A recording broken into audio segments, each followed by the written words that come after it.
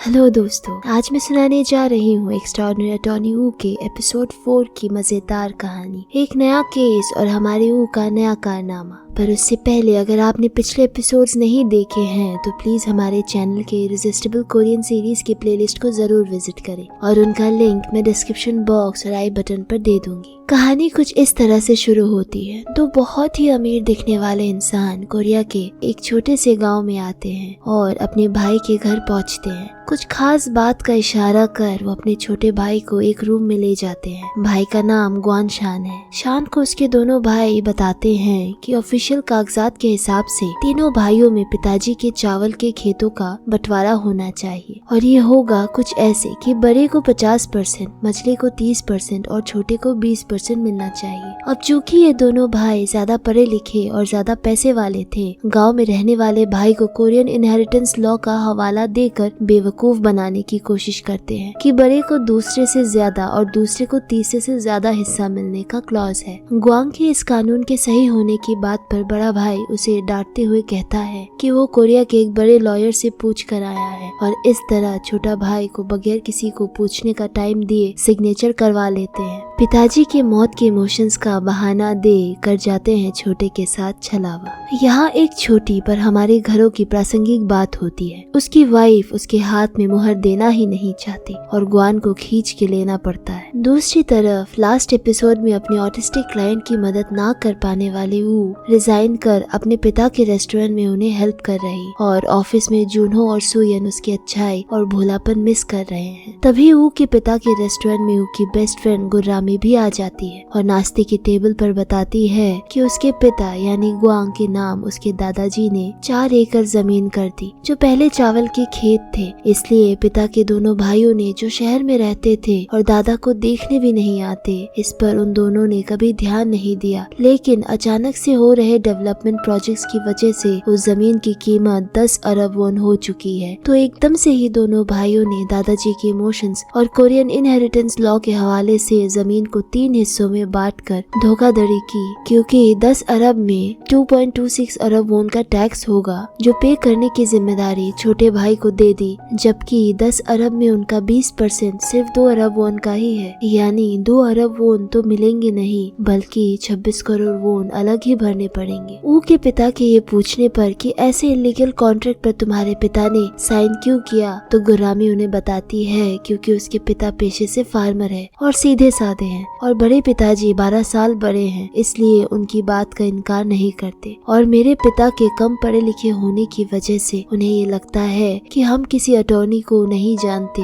और इस बात पर गुर्रामी उन्हें अपने खूंखार और टैलेंटेड अटॉर्नी वू का डर दिखाकर आई। ये सुनकर वू घबराहट में उन्हें बताती है कि वो अब हनवदा लॉ फर्म की अटॉर्नी नहीं है, उसने रिजाइन कर दिया है। ये सुनकर वो दोनों हैरान रह जाते हैं, खासकर उसके पिता। फिर भी पिता अपनी बेटी में जोश जगाने इमीडिएट कॉन्ट्रैक्ट लाने गुर्रामी के पिता के घर यानी कंट्री साइड के लिए निकल जाते हैं। रास्ते में सोल यूनिवर्सिटी भी पड़ती है जहाँ से वू और गुर्रामी ने अपनी पढ़ाई भी की थी। और दोनों की दोस्ती की शुरुआत कैसे हुई आइए जानते हैं। यूनिवर्सिटी को देख वो अपने पास्ट को इमेजिन करती है कि किस तरह उसके ऑटिज्म की वजह से स्कूल के बॉयज और गर्ल्स उसे बुली किया करते थे। रास्ते से आती वू को गिरा देना या डाइनिंग टेबल से उसके चेयर खिसका कर उसे गिरा देना, ये तो जैसे रोज की बात थी। अक्सर वो अपना वक्त स्टाफ रूम या जैनिटर ऑफिस में गुजारती, पर क्लास में बदमाश बच्चों के प्रैंक से वो बच नहीं पाती थी। बदले में उसे टीचर से मार खानी पड़ती थी और इन हरकतों से डील करने और बचाने में मदद की थी उसकी गुर्रामी ने, जिसने अकेले ही वू के खातिर पूरे क्लास से झगड़ा मोल लिया और उन पर अकेले ही टूट पड़ी। प्रिंसिपल की डांट पर उसने मेन अनाउंसमेंट सिस्टम पर ही गाना गाना शुरू कर दिया। शायद वू को इस अपनेपन की आदत नहीं थी और इस एहसास को पहली बार महसूस कर खुद उसे दोस्ती का प्रपोजल देती है और दोनों ही बेस्ट फ्रेंड बन गए। खैर अब कहानी प्रेजेंट में आती है जहाँ वो गुर्रामी के घर में उसके माता पिता से बात कर रही होती है कि बिना सोचे समझे या किसी लॉयर से कंसल्ट किए इतने बड़े अमाउंट के कॉन्ट्रैक्ट में साइन कर और स्टैंप लगा, जितनी बड़ी गलती की उससे बड़ी गलती की खुद ही पूरे अमाउंट का टैक्स भरने की बात पर। और अपने ही पैर पे कुल्हाड़ी मार ली और बड़े भाइयों ने इस बात का पूरा ख्याल रखा कि कॉन्ट्रैक्ट में कुछ भी लूप होल ना निकाला जा सके। लेकिन गुर्रामी के फोर्स करने पर उसके पिता बताते हैं कि उनके बड़े भाई ने कहा था कि इनहेरिटेंस लॉ भी यही कहता है कि बड़ा मझले से ज्यादा हकदार होता है और मझला छोटे से ज्यादा का। तो वो फटाक से उन्हें बताती है कि ये लॉ तो 2001 में रिवाइज हो चुका है और सभी बराबरी के हकदार हैं। उन्होंने जानते हुए आपसे झूठ बोला और एक तरह का फ्रॉड किया है। लेकिन उसके पिता अपने भाइयों के खिलाफ केस नहीं करना चाहते, पर उसकी माँ और गुर्रामी गुस्सा दिखाकर उन्हें मना लेते हैं। पर सबसे बड़ी प्रॉब्लम ऊ ने रिजाइन कर दिया था। बहरहाल अगली सुबह ऊ सहेली गुर्रामी को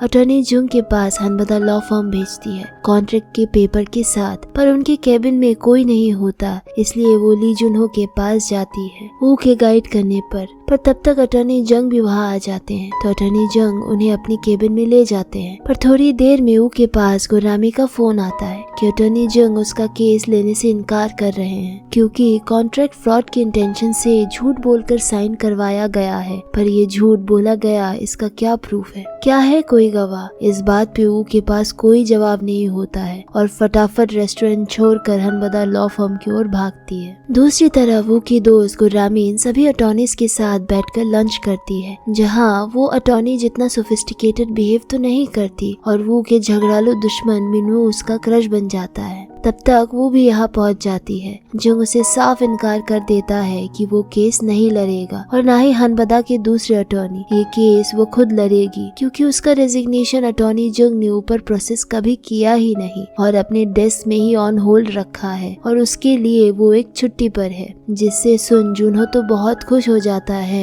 पर इसके उलट मिनू नाराज होता दिखता है। जुनहो की खुशी का ठिकाना नहीं रहता जब अटॉर्नी उसे वापस रिवॉल्विंग डोर के पास खड़ी दिखाई देती है। लेकिन पिछले एपिसोड के डिसेबल होने के दर्द से, इमोशन से गुजरती हुई उसे उलझन में सही से बात नहीं कर पाती। ये बात उसकी सहेली गुर्रामी भी नोटिस करती है। अगले दिन कोर्ट रूम का सीन आता है जहाँ वो गुर्रामी के बड़े अंकल को कोर्ट रूम में बुलाती है और भरे कोर्ट रूम में सवाल करती है कि क्या आपने अपने छोटे भाई को कहा कि जायदाद को 3 असमान हिस्सों में बांटे, क्योंकि कोरियन इनहेरिटेंस लॉ यही कहता है और आपने ये बड़े वकील से पूछा है। इस पर वो साफ इनकार कर देता है। बेचारी भोली भाली वो को ये नहीं पता, सिर्फ कोर्ट रूम में सच्ची गवाही की कसम खाने पर लोग सिर्फ सच बोलेंगे, सच के सिवा कुछ और नहीं। यही तो सबसे बड़ा झूठ है। कोर्ट रूम में झूठ बोलने को लेकर वो की झड़प बड़े अंकल के वकील से और छोटे अंकल से भी होती है, जिस पर जज उन्हें आपसी झगड़े को बंद कर कोर्ट में इन दोनों पार्ट को छोड़ कोई और एज ए विटनेस लाना होगा। और उस दिन की कार्रवाई स्थगित कर दी गई और कोर्ट रूम से ही बाहर निकलते वक्त दोनों बड़े भाई उल्टा गुर्रामी के डैड को ही डांट लगाते हैं कि भाइयों को कोर्ट रूम में घसीटकर उसने अच्छा नहीं किया, उसे तो शर्म से ही मर जाना चाहिए था। इन बातों के बाद अटॉर्नी जंग गुर्रामी के डैड को बोलता है उन्हें अच्छे से याद करना चाहिए कि क्या कोई इंसान आसपास मौजूद था जब ऐसी बात हुई थी। तो उसकी वाइफ याद करती है ठीक उसी समय मुखिया उनके घर आकर गया था, तो चांसेस है मुखिया जिसे हर घर की ताक झाक करने की आदत है, तो शायद उसने सुना है। जब उसके घर जाकर सारे पूछते तो पता चलता है कि उसने सारी बातें साफ साफ सुनी है और कोई अपने ही भाई को ऐसे बेवकूफ कैसे बना सकता है। ये सुनकर वो सब बहुत खुश हो जाते हैं और उसे अगली बार कोर्ट में गवाही देने को राजी करवा लेते हैं। और गुर्रामी जानबूझकर वापस शहर नहीं जाती ताकि जाते हुए जुनहो और वो को वापसी के दौरान अकेले का वक्त मिल सके। और जुनहो को टिप देती है कि रास्ते में 30 मिनट बाद एक विलेज आएगा जहाँ का सनसेट सबसे सुंदर है, वो को पसंद आएगा। रास्ते भर वो जुनहो की बातों का बस हाँ और ओके में ही बात करती है, पर सनसेट में टहलते हुए थोड़ी नॉर्मल हो जाती है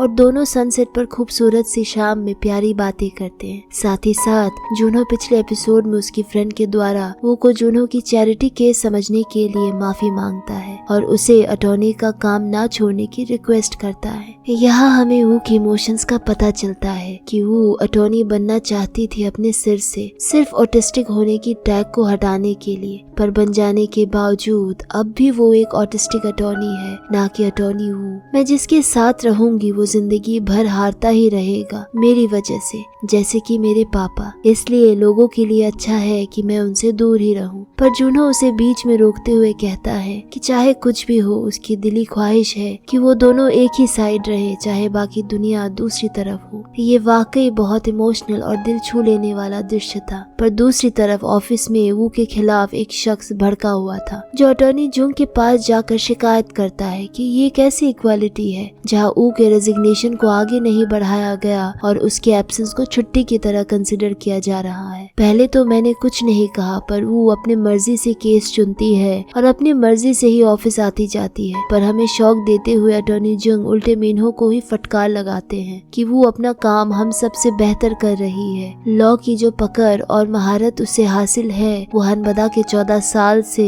एज अ अटॉर्नी रहने के बावजूद उसे खुद भी नहीं। अगर मिन्हो वू के स्पेशल ट्रीटमेंट के बजाय उसके काम की बारीकियों से सीखे तो शायद वो भी एक अच्छा अटॉर्नी बन जाए। कलीग्स को एक दूसरे की बुराई की बजाय एक दूसरे से सीखना चाहिए। अगले दिन कोर्ट में मुखिया को बुलाया जाता है और वो उसे पूछती है कि उसने उस दिन गुर्रामी के घर उसके पिता और उसके भाइयों के बीच क्या बातें सुनी। इस पर सभी को हैरान करता हुआ वो कोई भी बात सुनने से इनकार करता है, क्योंकि वो कमरे के बाहर बैठा था और बाकी सब अंदर। पर बड़े भाई और उसके वकील की हंसी तो कुछ और ही बयां कर रही थी। लोगों के अंदर इतना सारा फरेब और झूठ देखकर वो हैरान थी, क्योंकि वेल्स की दुनिया में ऐसा तो कुछ नहीं होता। वो एक दूसरे की मदद करती है, प्रोटेक्ट करती है, पर ये असल जिंदगी है इंसानों की स्वार्थ की। लोग कोर्ट रूम में झूठ बोलते हैं, ये शायद भोली सी वो जानती ही नहीं। और ऐसी ही बातों के बीच सबूत पैदा कैसे करे, इस पर वो को एक आइडिया आता है। अगले सीन में हम देखते हैं कि गुर्रामी शराब पीते हुए अपने दादाजी के फ्यूनरल में पहुंचती है, जहां उसके पिता और माँ उसे फॉलो करते हैं। और गुर्रामी उसके अंकल और उनके बच्चों को चिढ़ाती है कि कैसे उन दोनों अंकल ने मुझे कुछ नहीं पता, मुझे कुछ याद नहीं आ रहा वाली दमदार एक्टिंग की थी, और छोटे भाई ने बड़े भाई का पूरा सपोर्ट किया। ये सुनकर दोनों भाई गुर्रामी के पिता को उसे यहाँ से ले जाने को कहते हैं, पर इस बार वो अपनी बेटी का सपोर्ट करते हैं कि उसने कुछ भी गलत नहीं कहा है। इस पर उसका अंकल गुर्रामी को एक चाटा जड़ देता है और इस तरह बात आगे बढ़ती है और दोनों अंकल और उनके परिवार के लोग मिलकर गुर्रामी के माता पिता को बुरी तरीके से पीटते हैं और गुर्रामी की माँ को फोन कर पुलिस बुलवाकर बीच बचाव करना पड़ता है। और ये होता है उन सबके पिता के फ्यूनरल में, और इस तरह फ्यूनरल का समारोह सफलतापूर्वक संपन्न हो जाता है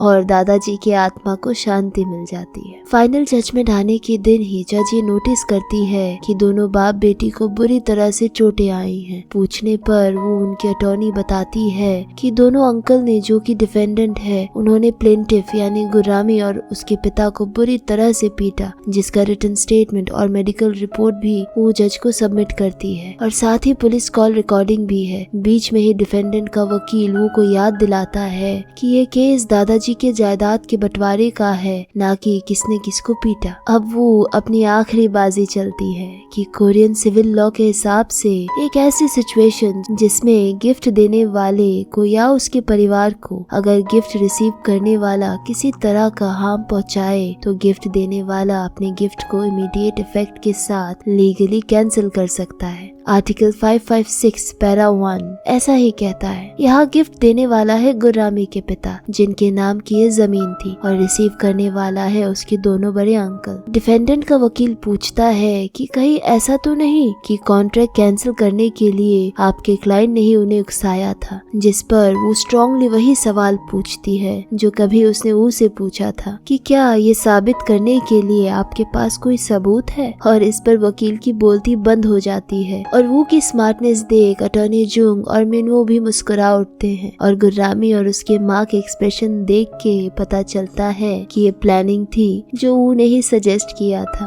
और उसकी माँ पिता को BTS लव साइन दिखाती है। ये केस तो खत्म हुआ, पर जुन्हो इसके बाद वो को कॉन्फ्रेंस हॉल में ले जाता है, जहाँ के मेन स्क्रीन पर उसने वो के लिए एक सरप्राइज लगाई थी, जिसे देख वो खुश हो जाती है। एक वेल का पोर्ट्रेट, जिसे देखते हुए वो के इमेजिनेशन की वेल भी बाहर फ्लोट करती दिखती है। ये सिर्फ वो की खुशी ही नहीं बल्कि एक पोर्ट्रेल है वो के ही सेल्फ का, कि इस केस के बाद वो और स्मार्ट हुई है, असल जिंदगी के तौर तरीकों से वाकिफ, जहाँ सच्चाई को बाहर लाने के लिए सिर्फ अच्छाई से ही काम नहीं चलता। और दूसरी तरफ गुर्रामी के दोनों uncle out of court settlement करवाने को उसके पिता के सामने पैरों पर गिर पड़ते हैं कि उन्हें बिजनेस में काफी लॉस हो गया है, लोन चुकाते हुए वो रास्ते पर आ गए हैं, चाहे वो ऊपर से कितना ही अमीर क्यों ना दिखे। गुर्रामी के पिता एक अच्छे इंसान है, चाहे कानून के हिसाब से सारी प्रॉपर्टी उसकी है, पर उनकी इच्छा है कि टैक्स भरने के जो 10 अरब वोन से जो पैसे बचेंगे वो हम तीनों भाई बराबर बांट लेंगे। और वो फटाफट हिसाब लगाकर एग्रीमेंट रेडी कर साइन भी करवा लेती है। और खुशी के मारे गुर्रामी ने उस आर्टिकल को अपने हाथ में टैटू बनवा लिया है, जिसकी वजह से उनका पूरा परिवार बच पाया। आखिरी केस से अपनी ही डिसेबिलिटी के आगे हारती वू ने इस केस की बदौलत अपने आप को संभाला और ज्यादा कॉन्फिडेंट बनाया और अटॉर्नी जुंग के पास जाकर अपनी जॉब वापस ज्वाइन करती है और अपना सपना, अपना नेम प्लेट अपने केबिन के आगे वापस सजाती हुई दिखती है। लेकिन दूसरी ओर उस रात का एक सीक्रेट रिवील होता है जब हानबदा की सीईओ हान वू के पिता के पास आई थी पर्सनली ये बताने कि रिक्रूटमेंट प्रोसेस खत्म होने के बाद भी उन्होंने वू को अपने फर्म में रिक्रूट किया है और वो कल से ही उसे हानबदा भेजने की तैयारी करे। लेकिन वापस जाते वो अपने फोन में वू का पिक्चर देखते हुए कहती है कि ये पूरी तरह अपनी माँ जैसी ही है और कत्तई जहर वाली मुस्कान देती है, यानी कोई तो राज है यहाँ छुपा हुआ जो जल्द ही सामने आने को है। तो अगले एपिसोड में हम नए केस के बारे में भी जानेंगे और वू के प्यार के कन्फेशन को भी देखेंगे, हम और आप। लेकिन उससे पहले please subscribe to our channel unofficial show time. क्योंकि इस चैनल में मूवीज और सीरीज एक्सप्लेन नहीं की जाती बल्कि उन्हें महसूस किया जाता है। कहानियों को कुछ इस तरह सहेजा जाता है कि वो आपके दिलों तक पहुँचे। मिलते हैं अगले एक्सप्लेनेशन के साथ, तब तक वो की तरह ही खुश रहे, मुस्कुरा कर जिए। Bye bye, take care, thank you so much for watching.